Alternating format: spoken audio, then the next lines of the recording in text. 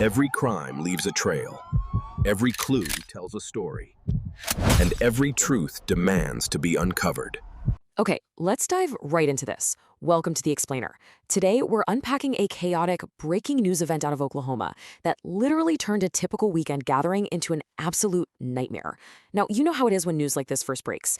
The details are incredibly messy, they're fragmented, and honestly just super confusing. So what we're going to do right now is cut straight through all that noise. We're going to take the concrete facts we have from law enforcement, from hospital officials, and from witnesses who were actually on the ground. And we're going to build a clear, structured picture of exactly what went down at Arcadia Lake. 18, I really want to immediately anchor us in the absolute gravity of this event. 18 people wound up hospitalized following what was just supposed to be a fun Sunday night party. Listen, this isn't just a cold statistic on a page. We are talking about teenagers and young adults whose lives were suddenly, violently thrown into jeopardy. Whenever we look at an incident of this massive scale, really understanding that human toll has to be our absolute first priority. Section 1. The Arcadia Lake Tragedy. A sudden shift from recreation to nightmare. So the reality of what happened here is just a shocking contrast to what you'd expect. Normally, Arcadia Lake, which is about 13 miles north of Oklahoma City, is this beloved, laid-back recreational spot, right? People go there for fishing, boating, and camping. But the second the sun went down on May 3rd, 2026, that peaceful expectation completely shattered. The area morphed into a heavily wooded, pitch-black crime scene swarming with a massive police presence. And honestly, the incredibly dense, dark nature of a campsite like this is absolutely crucial to understanding why the aftermath was so confusing and terrifying for everyone out there. Section 2, Chaos at Sunday Funday. How a social media gathering escalated. Let's break down the timeline and the sheer scale of this get-together. So the crucial point is that this event spread like wildfire across social media. It was promoted with flyers calling it Sunday Funday, scheduled at a pavilion right near the lake, and it was supposed to run until midnight. Because it was pushed digitally, it didn't just pull in folks from the local neighborhood, it drew a massive crowd of mostly young adults from all over the Oklahoma City metro area. Witnesses estimated there were about 250 people out there. So you've got this huge, energetic group of young people packed into a concentrated pavilion, completely surrounded by dense, dark woods. And how did it escalate from a party to a tragedy? Well, listen to this firsthand account from Jeremiah Smith, a witness who was right there in the middle of it. He told reporters, "The trouble began when a group of girls started arguing over boyfriends. It just started a whole bunch of chaos. What you should really take away from this is how a completely everyday, seemingly minor interpersonal dispute served as the immediate catalyst.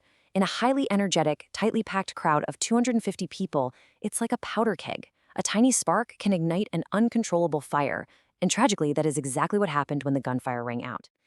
Smith goes on with this genuinely chilling description. He says everybody got scared, dudes was panicking, women was panicking, people seeing their friends fight.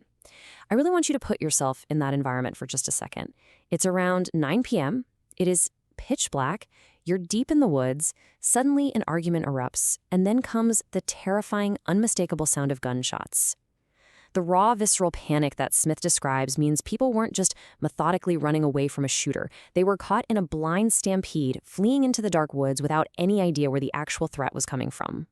And that total blind panic directly fueled the staggering toll we saw that night. Let's systematically look at the numbers. We are talking about victims as young as 16, going all the way up to 30 years old. As the crowd desperately scattered, the injured were rushed to multiple different facilities across the area. 10 ended up at Integris Health Baptist Medical Center in OKC, and 3 went to Integris Health Edmond Hospital. As for how they were doing, 3 individuals were listed in critical condition and 4 in serious condition. And here's a really vital piece of context from law enforcement. Because the stampede in the dark was so utterly chaotic, investigators are actually still trying to piece together exactly how many of those 18 hospitalized people were hit by bullets versus how many sustained severe injuries just from being trampled in the terrified rush to escape. Section 3. The ongoing police investigation. The search for answers and suspects. Now, the heavily wooded terrain of Arcadia Lake severely complicated the overnight investigation. And as of the Monday following the shooting, no arrests have been made. Just imagine being a first responder arriving on this scene. You roll up to a pitch-black campground. Hundreds of terrified teenagers have just sprinted in absolutely every direction into the trees. Trying to secure a massive natural outdoor environment like that, to preserve fragile evidence, to hunt for a weapon, or to locate suspects is incredibly difficult, way more complex than a contained incident inside a building. The physical environment itself literally became an obstacle to the investigation. And this brilliantly illustrates why the resulting police response has had to be so massive. Edmond Police spokesperson Emily Ward put it like this: "This is obviously a very terrifying situation.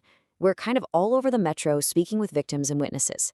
See, because these partygoers drove in from all across Oklahoma City, and because they scattered to the wind when the shooting started, the police can't just set up interviews at the lake.